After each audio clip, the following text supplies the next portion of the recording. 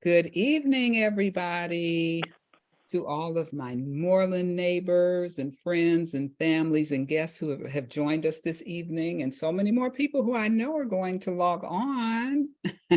Welcome to Witness to History, this absolutely beautiful Sunday evening, May 21st, 2023. I hope all you mothers, grandmothers, aunts, sisters, and all of you just like mothers had a wonderful Mother's Day last Sunday.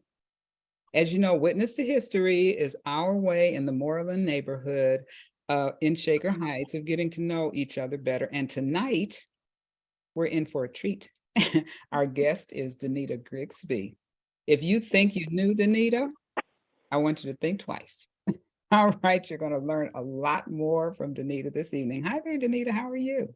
Hi, how are you? Thanks for having me on this evening. Oh, absolutely. Absolutely. So before we get started, I just want to share our heartfelt condolences to the Iris Anderson and her family in the passing of her husband, Edward Anderson. I just want her family to know that she and her family are in our thoughts and prayers. And just to let you know, her husband's service is next Saturday the 27th, Lucas Funeral Home. And now I would like to thank John Dutton for all that he does. And he has a very special seat in the house tonight. And he probably knows Danita a little bit better than the rest of us do. Thank you, John. And I also want to thank Theo for sharing Witness to History with everyone. And Megan Hayes, who's always with us with the library, and for posting the recordings of Witness to History on the library's website. So here we go. Good evening again, Danita. Hi. Uh-oh, we're going to have a good time, folks. We're going to have a good time. We will. So thank you again, Danita, for being our guest this evening on Witness to History. My pleasure. Yes. So I usually start off because most of us didn't happen to grow up in Shaker Heights or in the Moreland neighborhood. And I'd like to just ask you, like I do all of our guests, what brought you here? So we actually moved into Shaker for high school for my son. So we were looking to buy a house at the same time that Josh was getting ready to start high school. And so we sort of went shopping by school district. And I had the opportunity to shadow one of the high school teachers because I was also taking a college course that required shadowing. So I got to actually be in the high school one day and see it just kind of live. And so just really fell in love with the school and the opportunities, and just kind of the small town feels similar to where I grew up. Oh, wonderful. That's wonderful. But your small town was not right next to a city like Cleveland, okay? So, I mean, and good for Shaker. I mean, of all the school districts that you could have chosen, it's good for Shaker. So let's go back a little bit. Let's, start our slides. Where did you grow up, Danita? So I grew up in Oberlin, Ohio. This first slide is really sort of my internal image of myself, right? Just a little bit eccentric, a little bit loving nature, but secretly maybe wanting to be a Top Gun pilot. Okay, all right. It's kind of how I think of myself is, may Top Gun. But I grew up in Oberlin, Ohio, born and raised.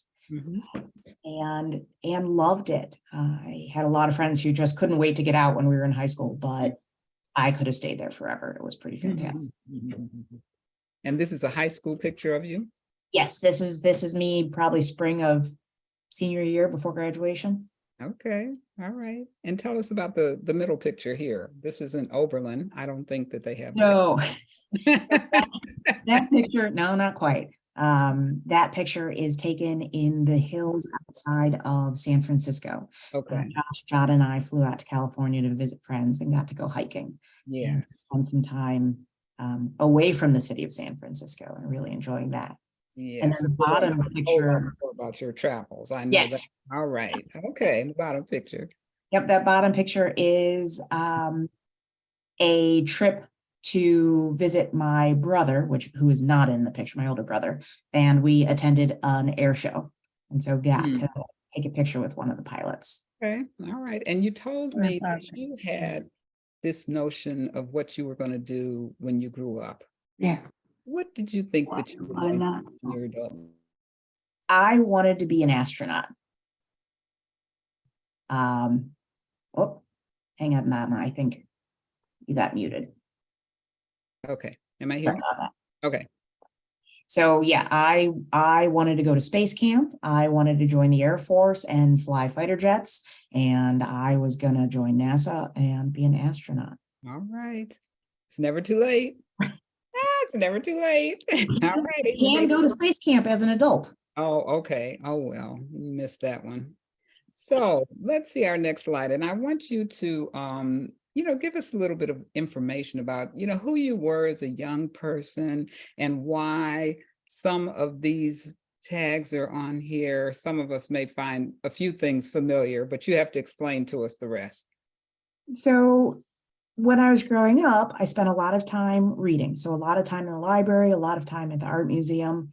And then looking around Oberlin, I saw all of these architectural pieces that matched what I was reading. And so, as a kid, I was convinced that that tower that's at the local reservoir was clearly Rapunzel's tower. The Finney Chapel looks like Notre Dame to me.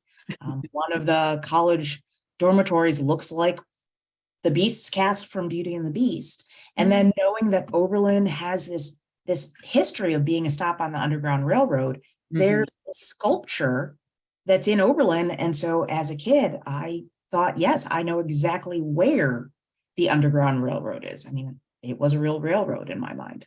Yes, yes, yes. And I mean, that really is in honor of the Underground Railroad.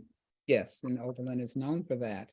As well as what was inside your house also helped you go away to another place. What do we have on the next slide?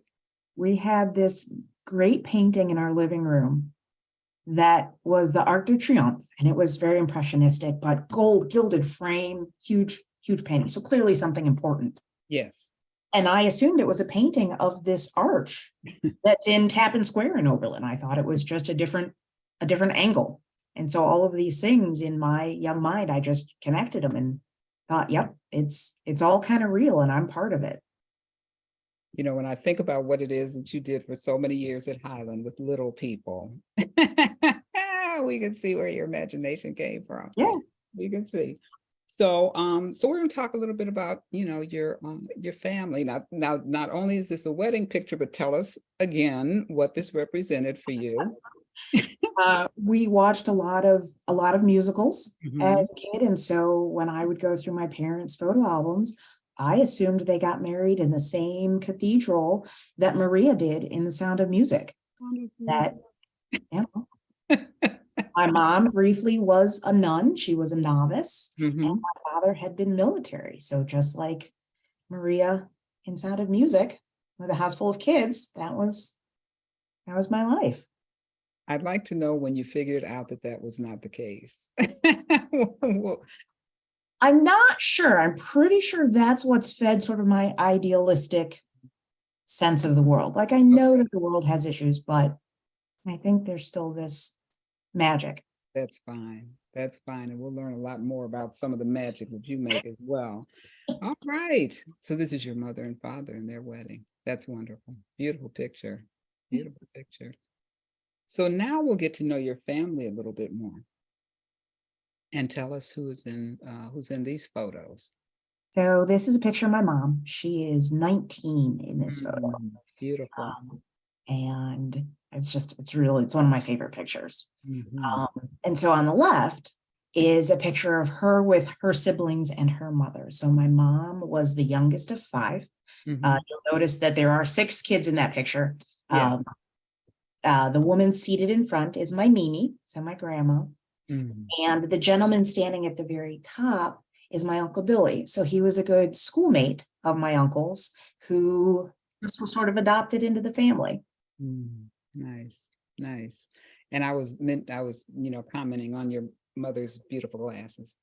but you Yes. glasses, they were classic at that particular time. They've come back, They, I but, tried to pull them off. I can't quite pull them off. I'm really oh, sad. yes, you could. Yes, you could. Just try. And tell us now the next slide a little bit about your dad. So this is a picture of my dad. Beautiful picture. He looks really stern, but he really wasn't. I just think it's a really cool picture. It goes along with my your parents' names. What's your so this is Charles. Charles? So my mom's name was Ramona, and my dad's name was Charles. Mm-hmm. And he was, I believe, third oldest of 8. And so the picture on the right-hand side is him with his mom in the upper left-hand corner and most of his siblings. I think there's a younger one who's not yet born when that picture was taken. That's a wonderful picture. That's a precious. That's him with his bright eyes down front. Now, who wrote the names? I'm not sure. That was on there by the time that picture made its way to me. I mean, it's very important because if you pass pictures on and family gets together and they go, now, who is this? Okay. Yes. So yes, it's very important. And what was the work that your father did? So my father he was in the Air Force. He was a pilot and then a flight instructor. Mm-hmm. And when he retired, he became an air traffic controller for the FAA, which is what brought my family to Oberlin. And so he worked at the FAA for a long time. I think maybe retired in around 86. Wow. But he was also the locksmith, the Oberlin locksmith. Okay. And I had asked you if your father had gone out on strike, in the early 80s when so many people did. Air traffic controllers' jobs are really difficult. Yeah. Very stressful. And I think he was not one who went on strike. We needed him up there in that tower. That's for sure. I know we had this next picture. And what in the world is this? That's me. That's me, so cute. I don't have a ton of baby pictures of me, but yeah. That's a good one. I don't know, kind of still looks just like me sometimes, I think. We know you by the eyes. Yes. The picture on the right-hand side, of course, is my baptism, and the girl in the back is my oldest sister, Susan, who was also my godmother. Yes, that's special. That's special. Your christening. Your christening. That's a wonderful baby picture. And, and I don't know if it's, and your sister, where does your sister live now? Is she still in the area? This sister lives in Lorraine. I've got 3. Okay. Your sister's close by. For sure. That's wonderful. Thank you.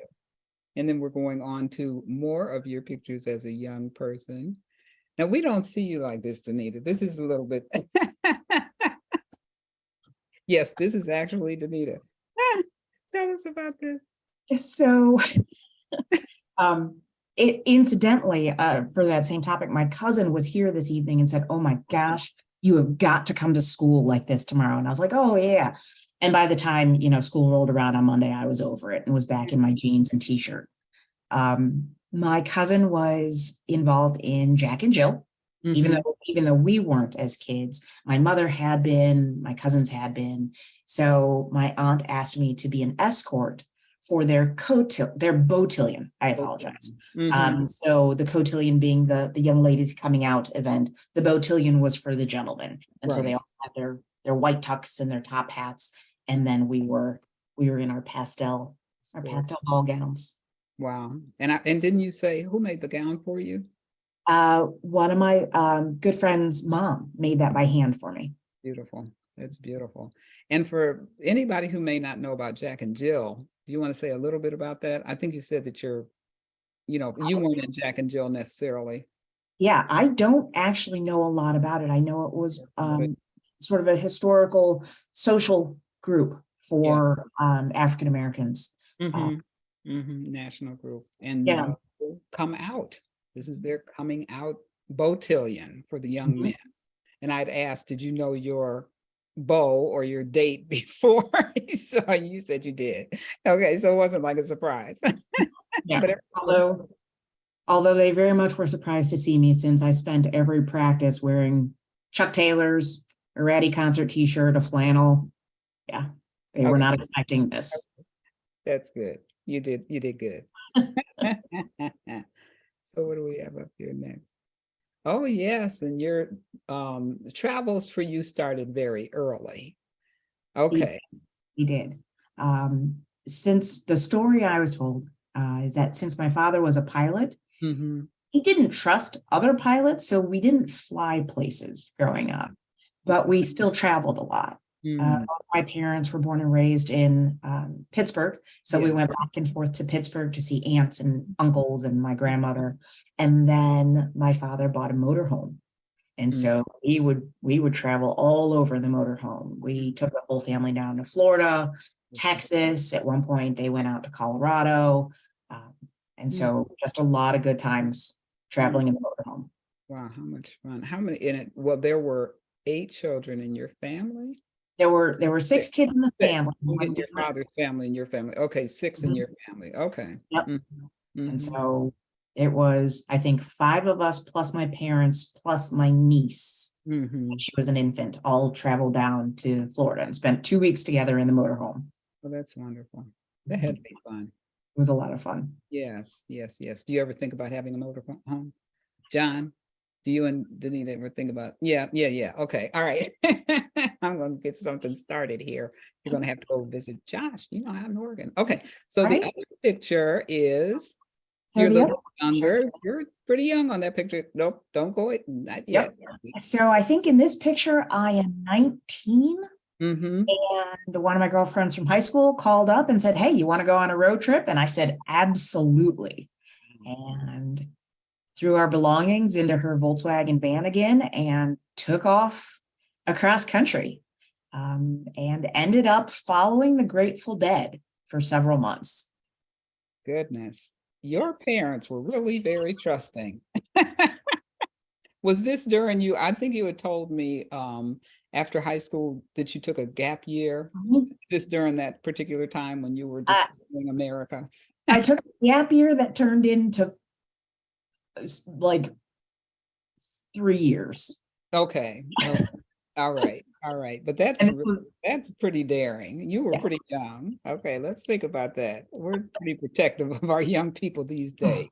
Yes. So who's this gentleman here that you shared information with me about? So this is my Uncle Tucky. Mhm. And as I said, I've got I had lots of aunts and uncles.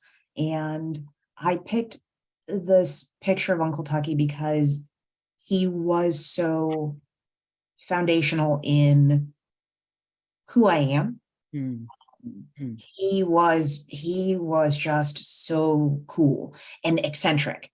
Um, and so he worked for Amtrak, and so he never drove, but he would come and visit, but he'd take the train all the way in from Philadelphia, and he'd go to the market and find interesting foods or spices and bring them to us. mm. And he would call up to remind us that you know, that there were eclipses happening and to make sure we went out to see them.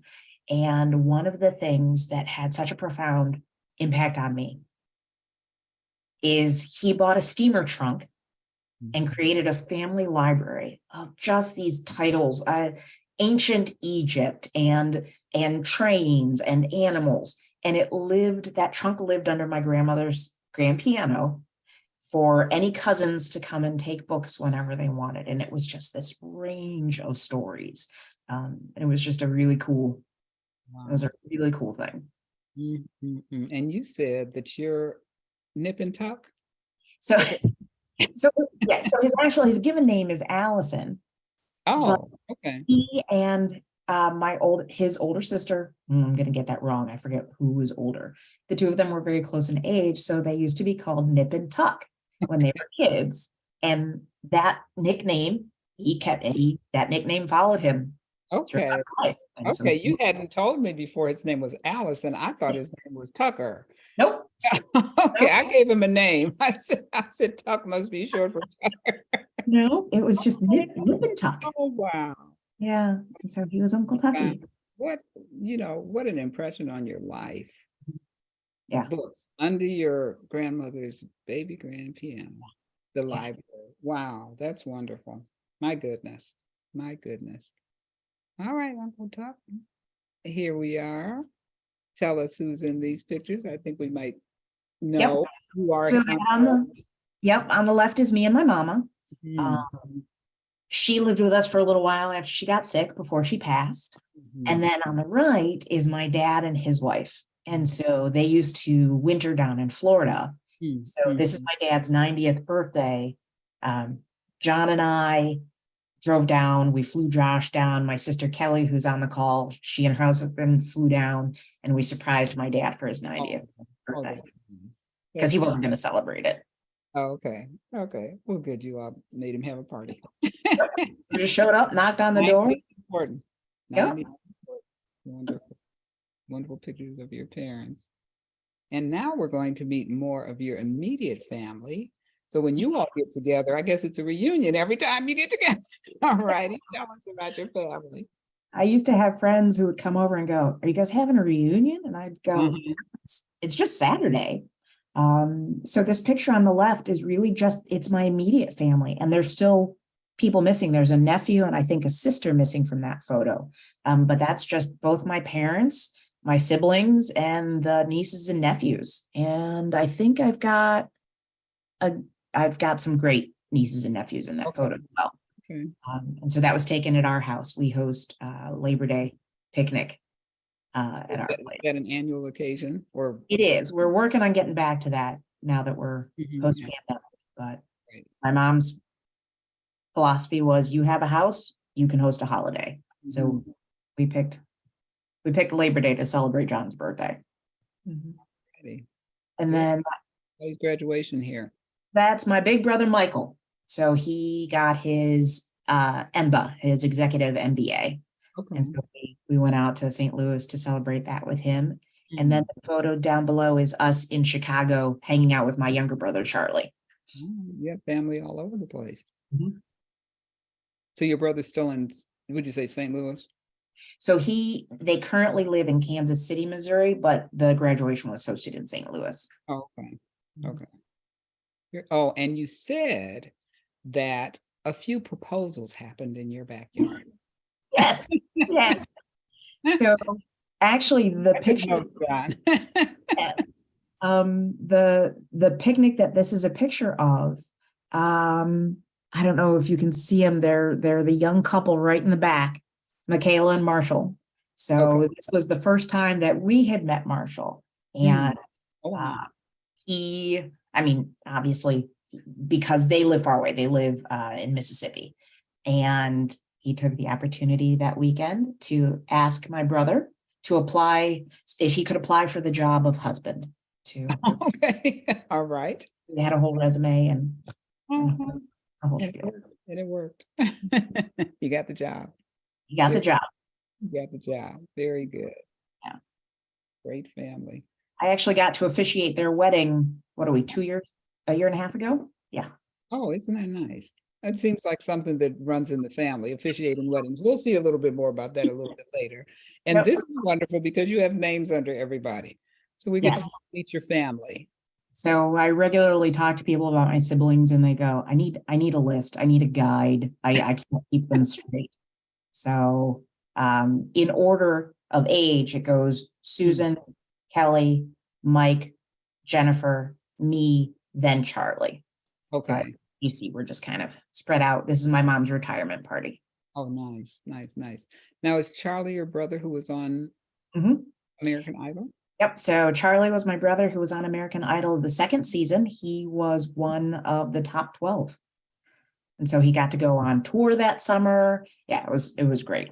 As soon as you told me that, I YouTubed it. It's like, I remember him. I mean, I was really an American Idol fan at that time, Yeah, kind of petered out after a while, but I said, yes. And you absolutely. were like twins. So, you look just alike. You Yeah, look you see most of us look alike in that photo. right. So this other photo looks like little people. Yep, that was us when we were younger. So I maybe would have been Okay. around 6 at that time. And so I think by then Susan would have been, she was married and out of the house at that Oh, point. okay. Okay. Okay. I see. I was gonna say, I don't see her. Yep. She look- All right. All righty. Okay. And so then we go on to another family picture, another picture where your family is in the picture. Yeah, so this is my dad's side of the family. Mhm. This picture is taken in the family church in Pittsburgh, where his mother, my grandmother, had been a prominent organist. Uh, Mm. so they've held, memorial is commemorative services for her there. And so down front, I don't know, So bad. fifth in from the left is my dad, and so there's cousins and uncles, and my mom's in the back, and Nice, beautiful church. Is this the church where your parents were married? no, they were married in St. Paul's Cathedral. So I believe my Oh. father was raised Methodist and my mother Catholic. She Mhm. became Catholic, was not raised Catholic. So they Okay, were married in a Catholic church. let's see.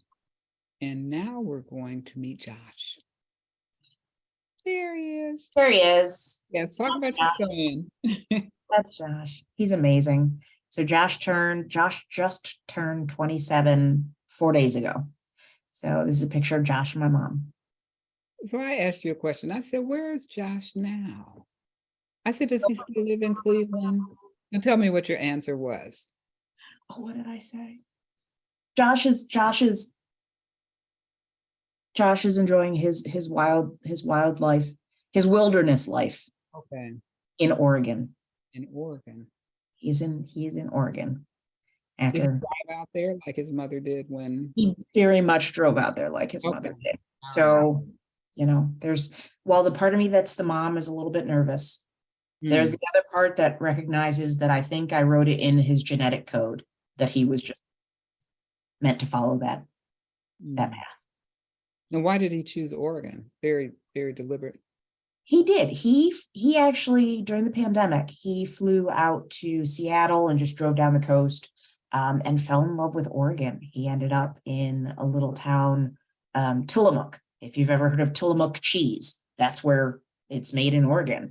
And he just fell in love with it. That you were allowed to just jaunt through the woods. Mm, Um, you were allowed to just hang out on the beach and not have to follow these rigid sort of metro park stay on the path, mhm. Oh, regulations.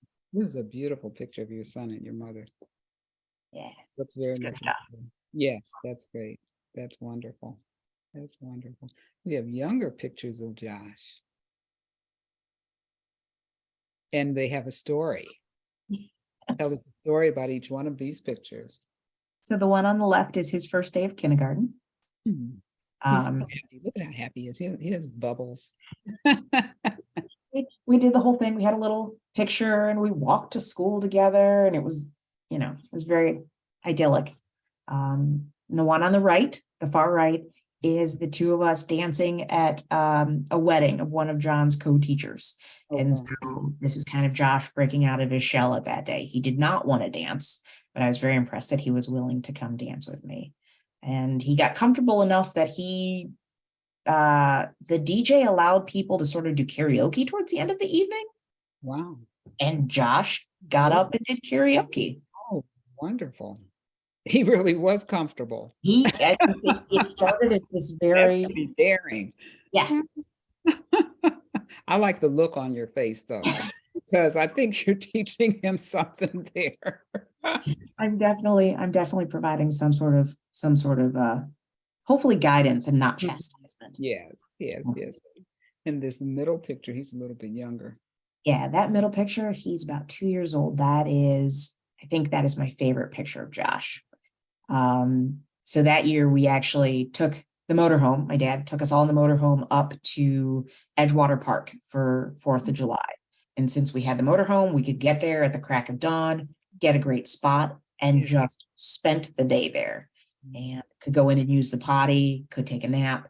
And so this is him just hanging out in the lawn, and he's got his big alligator and he's feeding the alligator his little lizards. So Josh has always been big on animals, little small animal toys.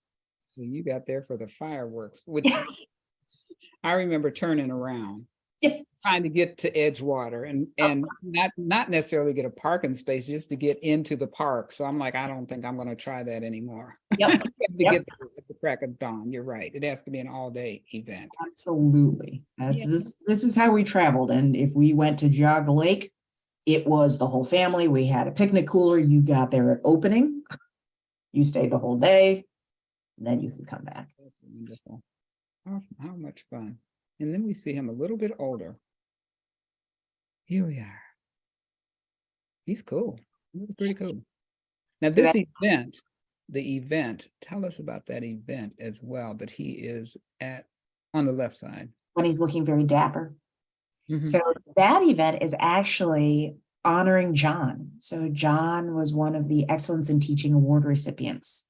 Mhm. And so they host a gala event to celebrate the recipients, one of 10 teachers in Cleveland this year, 2022, 2023, I believe. Oh, okay, this was just recent. I see your name there, John. Dutton. Yep, So yep, right behind Josh's shoulder. right there, it's right there. So John, if people don't know who you are, wave. There he is. Yep. All right. Okay. So we got to dress up and be very fancy. Mm. So this was Josh looking very sharp in his new slim cut suit. Yes. And then graduation from Shaker Heights High School. Shaker Heights, and they hosted that down at Playhouse Square. Yes. So we got to be in one of the theaters for his graduation ceremony. Nice. And then on the right-hand side, I think that's the two of us maybe at I think that's maybe a Monsters game, going to a hockey game together. No Cleveland fun, that's for sure. I hope they still do the graduation down, at Playhouse Square. Because my granddaughter graduated a few years ago, and I had no idea that when they open the doors, you just completely walk out into the street. Yes. Yes. Oh, yeah. It's wonderful. It's wonderful. So we have pictures of John and Danita. You have to tell us your story. Okay. Okay, tell us your story. John told us a story. We're going to hear. How did you meet? So I worked at Highland Software in the daycare, started in 2004. Highland always hosted big Christmas parties. We at Brown Stadium and Rock Hall of Fame. And in the winter of 2006, the Christmas party was hosted at the House of Blues downtown. And so I hadn't been there very long. I worked in a department that didn't meet very many people. And so when I showed up at the party, I was looking for one of my coworkers. And so I finally find her on the dance floor. And she's one of my shorter coworkers, maybe like 5 foot. And she's dancing with this guy who's super, super tall. And so I go out on the dance floor and we hug. Oh my God, hello. And she goes, here, dance with him. And so I start dancing with this very tall gentleman. And all of a sudden, this other guy comes up and also starts dancing. And so I proceed to spend the rest of the evening dancing with that second guy, who turns out to be John Dutton.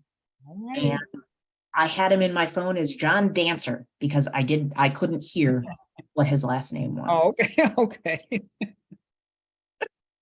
That's great. So we met on the dance floor.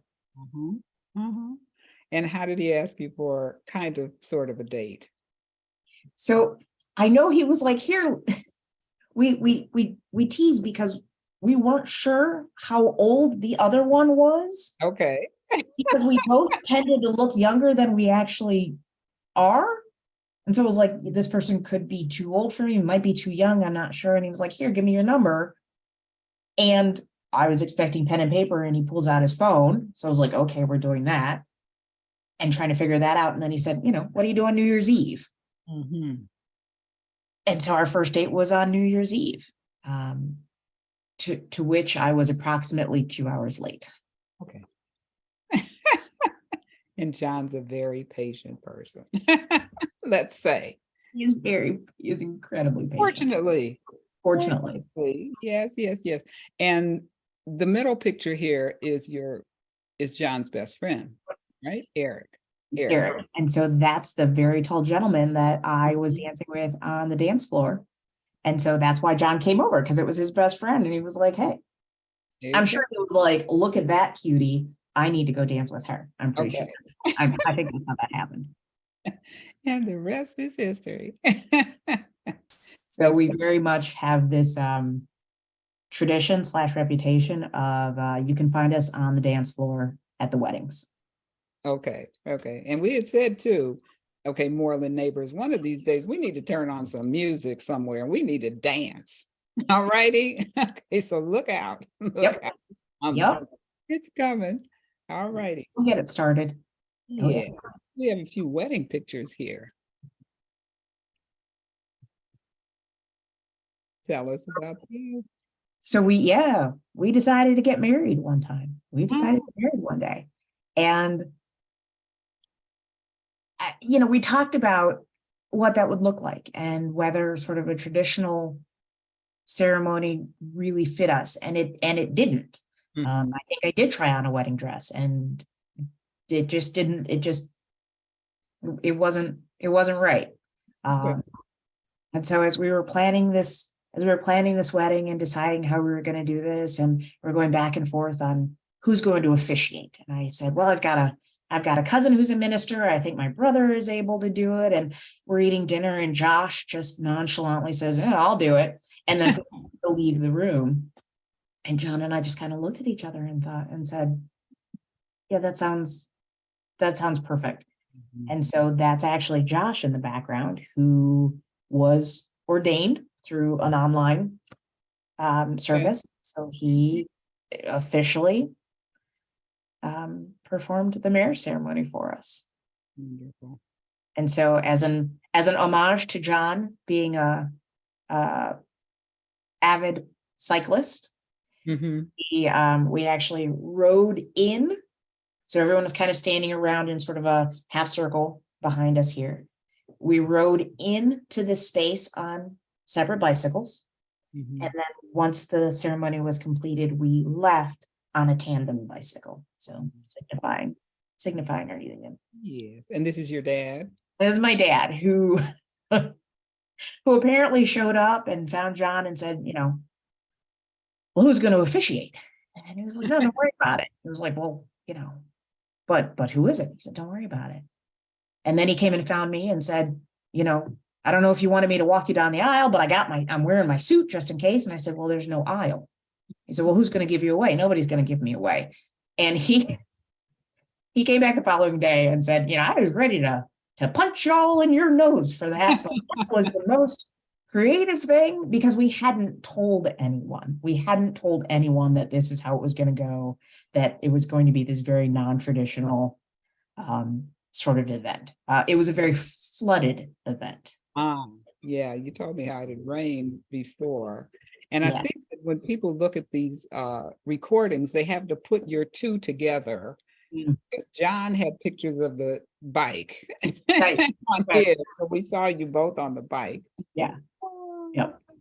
nice. So yeah, it flooded the whole backyard Mm.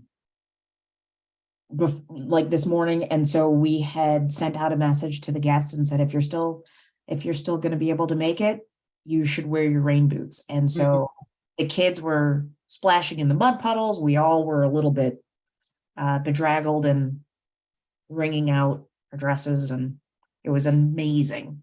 It was so much fun. Sun came out. That's wonderful. Do we have another wedding photo? Is that next one? Yes. Yep. Yes. This is. So on the right-hand side is my sister Kelly and her husband Tony. And so she was the self-proclaimed maid of honor. Okay. So she very much, she came in and rallied the troops and helped make it happen. And Kelly's on the line with us this evening, Kelly right? is on the line. Yeah, Yep. she's in the car. She's in the car. We don't want to Yep, disturb she's in the car. And her. then on the left is my friend Aisha and her husband Mike. And so it was Aisha's mom who sewed my dress from the botillion. Okay, your botillion dress. Yes, nice. And John was the what do you call him? The person who made his clothing. Yes, he All right. he sewed his vest and bow tie Yeah. out of fabric he brought home from Africa when he was in the Peace Corps. Mhm. Mhm. And so the rainbow tie, and we're wearing a smitten. We're knitted by Kelly, and so it's shaped like a heart, so that you can each put a hand in and hold hands and keep your hands warm. Oh, Super adorable. I want to say lift your hand up so we can see, but we can't quite see. We can see your mitten right there. Okay. Wow. Isn't that nice? How creative. We haven't even seen all your creative side. Okay, where are we going from here? Okay, we can kind of tell. Okay, tell me about these pictures. Well, so along with being on the dance floor, we often find ourselves at events where people have photo booths. Yes. And so we have a collection of the photo strips from photo booths, especially if they have props. It's amazing fun to get a series of photos. So that's what's happening on the far left and the far right photos are two events where we got to hang out in photo booths. Yes. And And oh, go ahead. yeah, no, the middle is me and John and Kelly and Tony at Hamilton. We were able to get Hamilton tickets last time they were in Cleveland. Nice. Mm-hmm. I And must then that bottom photo is we went downtown for the final game when the Cavs won the championship. And so we were part of the throng of Clevelanders celebrating that night. the faithful fans. You went down for the game. I went to the parade. Mhm. I told you I hid away when that, I said, I can't watch. I can't watch. Tell me after the buzzer. Yes. Yes, but they won. They Yeah. won. All righty. And we're going on to your princess, tradition. So I gained a reputation of being a bit of a princess, and it was unintentional. When I turned 30, I was working in childcare and I had a classroom full of 3-year-olds who love playing dress up. And I happened to love celebrating my birthday. And so I sent a message to the parents and said, you know what, here's what we're doing for my birthday. Tell us when your birthday is, so we'll be So ready. my birthday is June 4th. Oh, wow. Okay. Okay, everybody. Okay. Remember that we have neighbor night on the 31st. I like to celebrate it over the course of several paychecks. You spread out justification for buying yourself gifts. But I think birthdays are amazing. I love them. And so my coworkers, without my knowledge, really took it to the next level. And we had one of the parents made a 3-layer pink cake, and we had a little tea party, and the kids, the gamut from Spider-Man costumes to princess dresses, and we had a blast. And so that became an annual tradition at work. And so I can often be found with a tiara. I keep an emergency tiara in my car because you never know when you need a tiara. Yeah. And what does your driver's license look like? Well, I happened to go get my license renewed on my birthday, and I was wearing my tiara, and they did not make me take it off. So, okay. So it's official, right? I mean, it's a government document that you're an official princess. All righty. So we'll go on to your travels. Princess Danita. Right. Where have you all been? Oh, just a little bit about your travels. I traveling. Several slides are your travels. Yes. So traveling as a kid and, just kind of got that bug, and then traveling, following the Grateful Dead across country, realized that I want to be off the beaten path a little bit. So I have to interrupt you for a second because we have a message in the chat from Dr. Nicolia Williams. That's my niece. Okay. Oh my God. OMG. I never knew your license had a tiara. That is so you. I love it. All righty. All yep. Right. Yep. Go right ahead. Tell us about your travels. So on the left, we were able to go to Europe in 2019. So the picture on the far left and the picture on the far right are both Europe. One is, I can't pronounce the name of the church. It's not Sacré-Cœur. But there's a church, and there's this gorgeous cobblestone lane up there. The one on the far right is the actual Notre Dame. Yes. Not the building from Oberlin. Oberlin. Mm-hmm. I'm tromping through the woods in Oregon. Josh actually took that picture. The two of us were tromping through the woods a couple of years ago.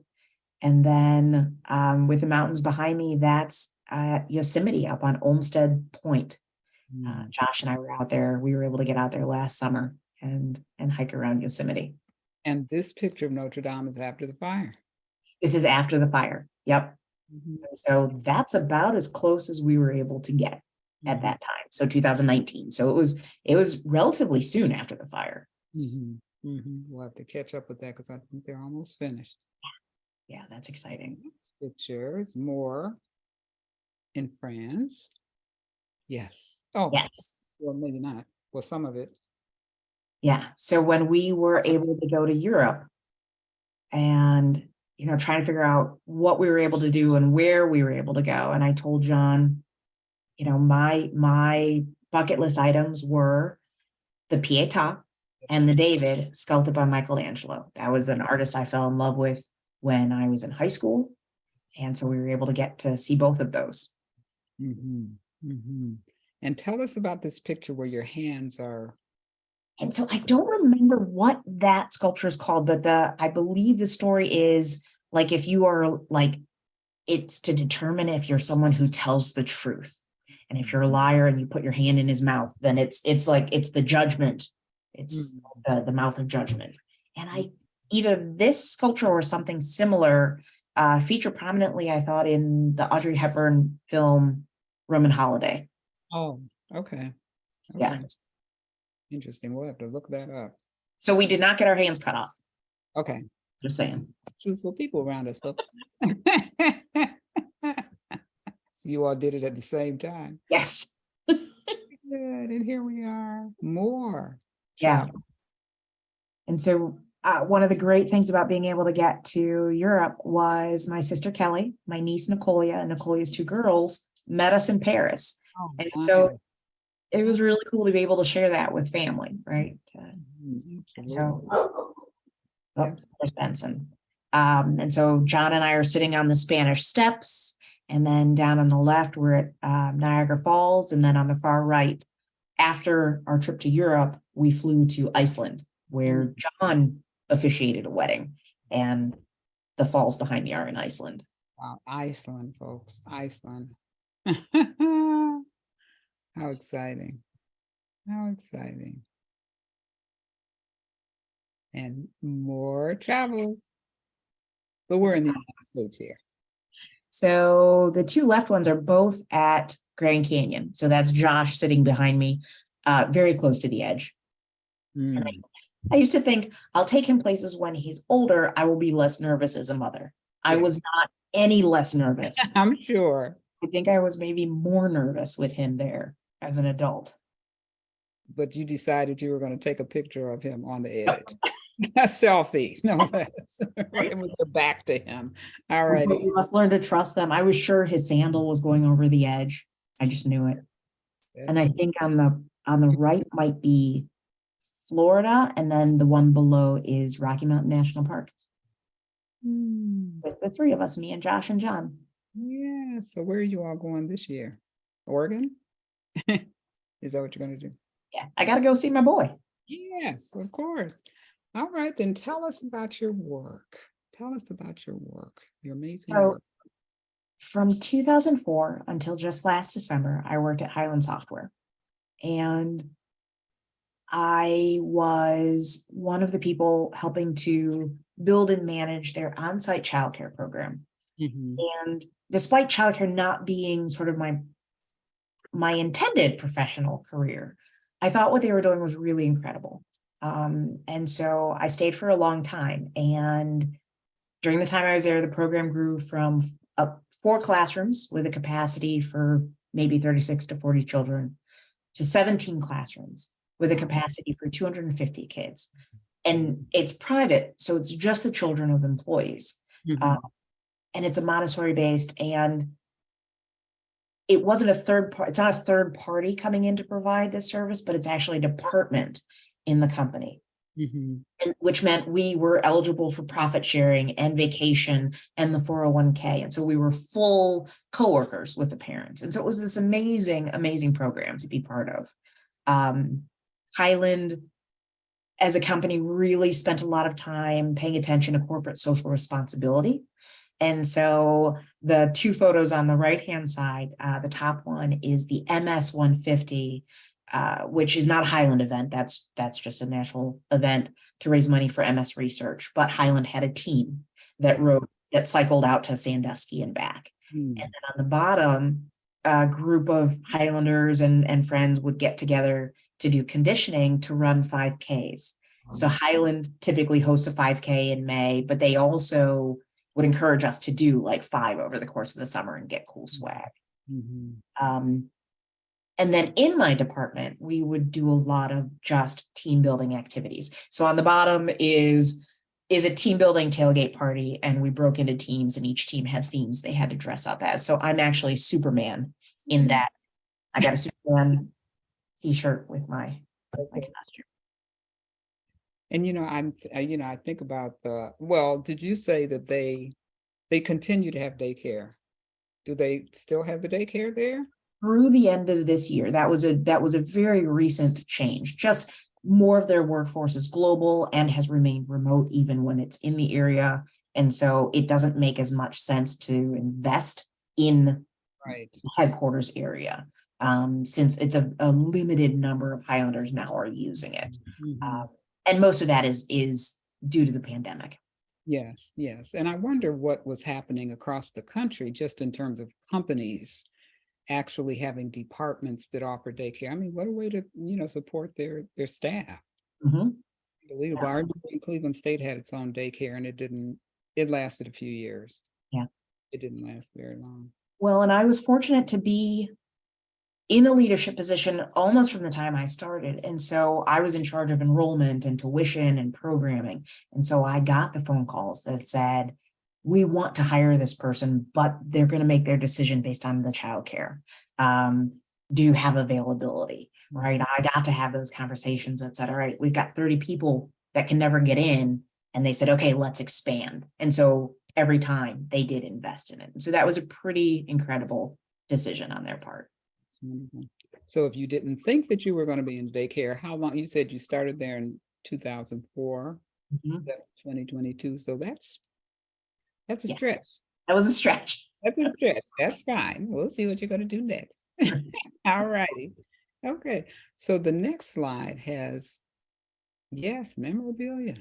Yeah. This is really significant. This among my mother's papers and my uncle's papers when he passed, there was a letter from a cousin talking about this event in Washington. And pinned to the paper was this button from the March on Washington that had been pinned to that paper since it was mailed in '63. And that was just an incredible piece where I realized I didn't get the message overtly of advocacy, but as I've gotten older, being able to look at what my parents and aunts and uncles have done, there's a pretty deep history of advocacy in there. To have been there. Yeah. I've never seen a button like that. Emancipation March. August 1963. That's it. Yeah. You look at that and go, wait, what? Wait. It's from what? Yeah. Spoke by Alice Walker. No person is your friend who demands your silence or denies your right to grow. That's for sure. That's for sure. Thank you for sharing. I'm glad you included this in here. Yes. And then your continued advocacy, even if you didn't know that that's what you were. Right. When, but you are. So tell us who's in these pictures. I mean, we know who's in them other than, who's in here with you. So the picture on the left is Representative Kent Smith, who is currently a senator. I attended a early childhood education training / forum down in Columbus several years ago before the pandemic. And we talked about advocacy and the need for making sure there was budget for childcare and early childhood education, trying to build sort of a unifying framework for what to expect from from and for early childhood educators. And so after that morning session, we went over to the State House to speak with different representatives to encourage them to vote accordingly. And then on the right-hand side, I was a committee member of the Highland Win Women in Networking Employee Resource Group, which worked within Highland to provide educational opportunities and network opportunities and advocacy opportunities for the women and those who identified it as women at Highland. Okay, nice. Advocacy, whether you knew it or not, there you are. Thank you. And who are This you? this is some of my team. This, I think, was the last winter party before the pandemic. So I think this was winter 2019. So this is some of the crew of teachers that I've worked with for a long time. Actually, in the right hand, the top far right hand corner is was my manager who hired me in. Okay. Yeah. So You were there together for a long time. yes. Wow. And she was there from day one. So this is quite a number of people. And this isn't even, it's not even the full team, but we would have our own department party each winter as well. It's a good crew. And I'm going to say something that you shared the other day. You won't remember this. That you're involved. You didn't know necessarily that you would be someone who would be as involved as you were, but you developed, this is a quote, you developed a reputation not to be afraid to say things. Yes. And in this capacity, maybe, advocating for parents. Yeah. A reputation not to be afraid to say things. That's the way we know you in Moreland. That's why it's important for us to have this conversation with you. All righty. So I think I'm kind of, yes, this is the next slide I have here too. Explain this butterfly to us, how this all came about. So words of affirmation are my love language. And I think it's really important for us to speak to ourselves in a positive, affirming way, right? Because we are who speaks to us most often. And when I left, my final act at Highland was to do a training / staff meeting. So I did an activity where I asked everyone to get a piece of paper and write a rectangle. And I said, all right, imagine the coolest person in the world, like that person you just want to be when you grow up. And all around the rectangle, don't write in the rectangle, all around the rectangle, just write words that describe that person. Are they brave? Are they kind? Are they courageous? Are they sensitive? Fill up the paper, decorate it however you want. And so I gave them 3 minutes and the group is talking and laughing and whatnot. And I said, okay, time's up. Now in the rectangle, I want you to write the words. And I turned to the dry erase board and I wrote, I am. And so just, being able to share that moment with that team, right? To remind them, like, no, think positively of yourself. Like how we talk about ourselves and how we talk to ourselves matters so much. And the same holds true for the children, right? How we talk to the children and how we talk about the children matters. And so I asked them all, had them all create an affirmation document. And so this is a reflection of they are. Yeah. Wonderful.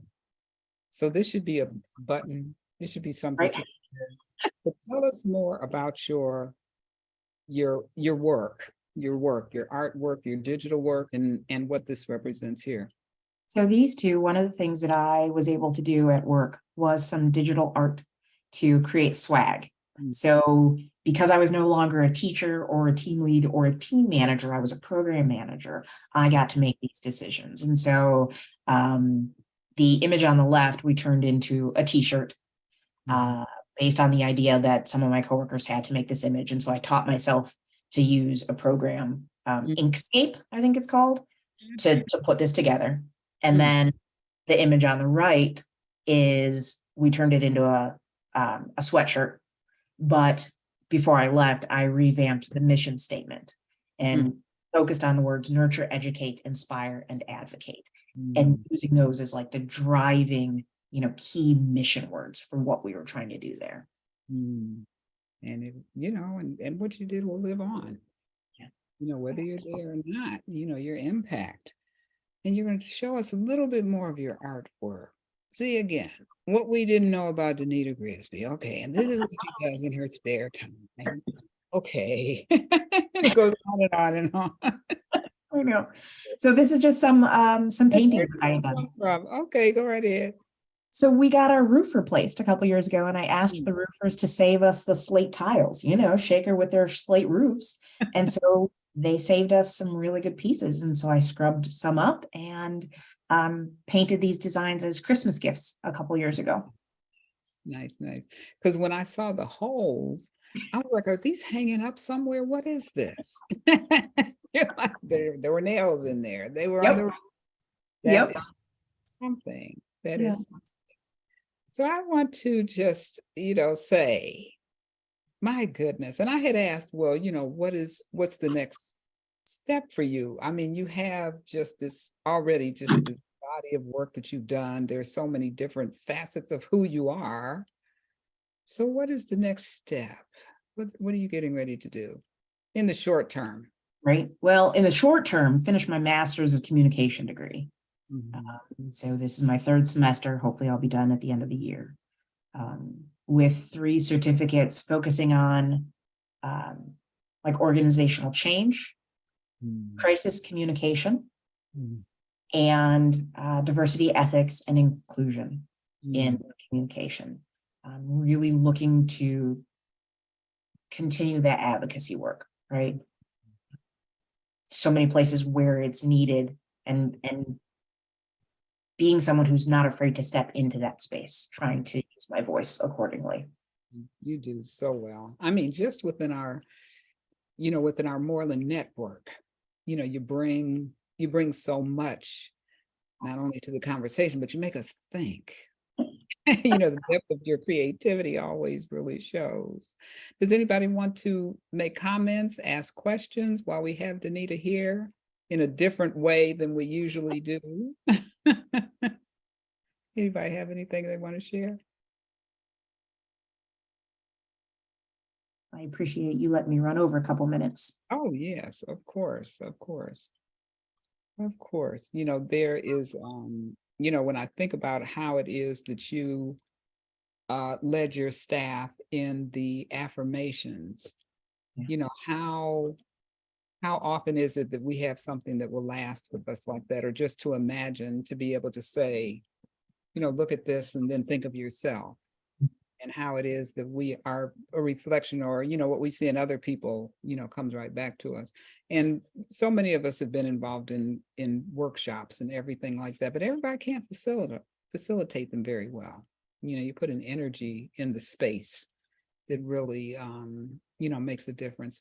And Quintella says, inspiring story and beautiful family. Thank you. Yes, absolutely, I absolutely. having the opportunity to do those facilitations at work, being able to host staff trainings where people weren't comfortable stepping up. So I got the opportunity to kind of hone that and just really fell in love with it.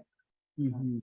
Now, do you think that you would ever go back to any work with childcare in a capacity where you were in leadership? Leadership potentially. I've also come to the conclusion that in the classroom, that's a young person's game. that's hard. Okay, well, I guess children that age. Yes, it is labor intensive. Yes, yes, Uh, yes. So, John, you were at Highland. I mean, is that where? Okay, okay. Well, John's a teacher. John, mhm. do you have anything you'd like to add to the conversation, since you happen to be here in the room? I don't want to add anything. I enjoyed this so thoroughly. And just like it's awesome to see you be able to weave everything together and to reflect. That's I wonderful. love you. That's nice. See, That's now I'm gonna cry. I made it through the whole thing. Oh, and Melvin and Tina say, awesome story. So good to know that you have a wonderful life. May you and your family continue to be blessed. And then Garden says, thanks for sharing your life's journey with us. I just love to go back to Oberlin, Right. your mind, and just make everything, real to you because it was right there in front of you. We all want our children to be able to have that kind of imagination, for you to make it into your life. I think sometimes I have found sometimes people might get frustrated that, it's like, oh, you have such a high opinion of yourself. And I'm like, no. I have a high opinion of all of us because we are made of the same stuff as stars. Like, just as humans, we're incredible. Like, we all are incredible. And so trying to share that piece. Oh, yes. Well, thank you for sharing this little piece of your life with us. This was fun. And I want to thank somebody else here online. There's the tiara. Oh, I'm going to look at your license next time we get together. That is so funny. And Kevin K. Hello there, Kevin. Hi. Thanks for being here. And for those of us who know, Kevin's the reason we're still here. In 2023, I was thinking when we came on, way back when we got started in August of 2020, I was like, we're getting ready to come up on our 3rd anniversary. Thank Donna, you. since you called on me, I'll just say that one thing that wasn't mentioned is that I think I and most of the people in the network, one of our first experiences with Danita and John was game night. And I think probably everybody here has lost at least one or another game to them. We have to make sure we bring that back. Especially the trivia game. What did you say? Yes. I said the trivia games. Oh, is that what we need to do, trivia game? It's from Uncle Tucky. That's right. Or the game where you draw the picture and the other and John and Danita were partners and like they drew one line and guessed a movie title from it. Well, I was just going to say, as her big sister, she definitely comes from generations of experienced gamers, and you're not allowed to let John and Danita be on the same team if it's game night. So that's how that works. We're going to keep that in mind. We're going to keep spread out. No, you all cannot be together. Yeah. That'll be fun. We have to do that. Of course, I'm sure we'll have a game night, Well, we grew up with lots of games. I think my Aunt Audie would get family games as Christmas gifts because there were too many kids to get everybody one gift. And so here's your game. And so we've got multiple bookcases full of games at our house right now. Yes, Melquin and Tina say. Yes. Dictionary. I love dictionary. Yes. Well, thank you so much, Danita. Thank you. Thank you for sharing. This was absolutely wonderful. And, we're going to keep on going with Witness to History. Actually, in June, we will be on the second Sunday, June 11th. And our guest is going to be Michelle Barclay. Michelle, yes. And so, that'll be a wonderful conversation. And, that's the second Sunday because the third Sunday is Father's Day. So we, try our best not to conflict with important holidays. And so we'll be together June 11th. And I'm always looking for guests for Witness to History. So here's my number. Everybody knows it by heart because you've seen it for all these years. So here it is, 216-509-4018. Please don't hesitate to give me a call or just send me an email and just say, yes, I'm going to make your life easy. Let me know when you'd like to be our guest on Witness to History. This is a wonderful way to spend the evening, Sunday evening. And we still have time, folks. It's beautiful outside. So thank you for taking your time to be with us this evening and enjoy the rest of your evening. And thank you. A special thank you to you, Danita. Thank you so much.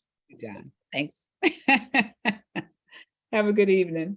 All righty. See you all at night, neighbor night. What is it? The last Tuesday of the month, whatever the date is. All righty. Okay. Take care. Thank you all. Bye-bye. Bye. Bye. Bye.